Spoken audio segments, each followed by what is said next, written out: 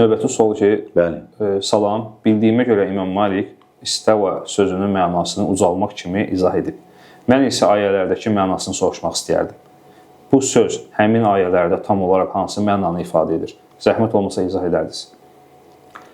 Elhamdülillah, istiva kəlməsi bəli, ümumiyyətlə ərəb dilində məlumdur.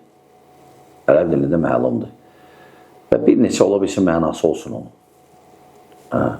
Bir neçə ola bilsin mənası olsun. Lakin biz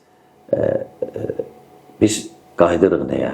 Biz qayıdırıq bunu sələf hansı mənanı götürüb və necə mövqe tutublar bu məsələdə.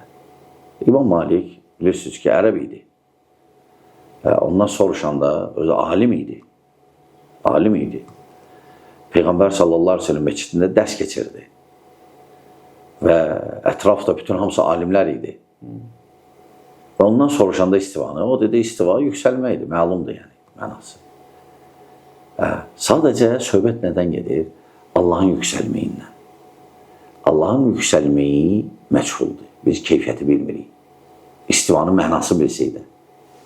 Allah Taala'nın sifətlərin mənaları məlumdur. Amma keyfiyyət məchuldur. Keyfiyyət məchuldur. Ona görə biz sələf necə qəbul edib onu, biz hələ qəbul edirik. İstivanı. O, bəzilər görürsən, deyirlər istiva, yəni hökm altına aldı, istəvulə və s. O, ərəblərdə yox idi. Onu istinad edirlər bir nəsrani, xaçpərəst şairin adı ilə, o da dəqiq tapılmayıb. O dəlil deyil axı. Yəni, əsli qoyub biz gedirik, ne üçün?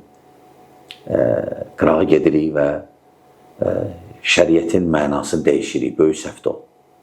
İstiva məlumdur, lakin Allahın istivasından danışanda necəliyi məchuldur, yəni məlum deyil. Biz isbat edirik mənanı, keyfiyyətinə varmırıq. Bəli.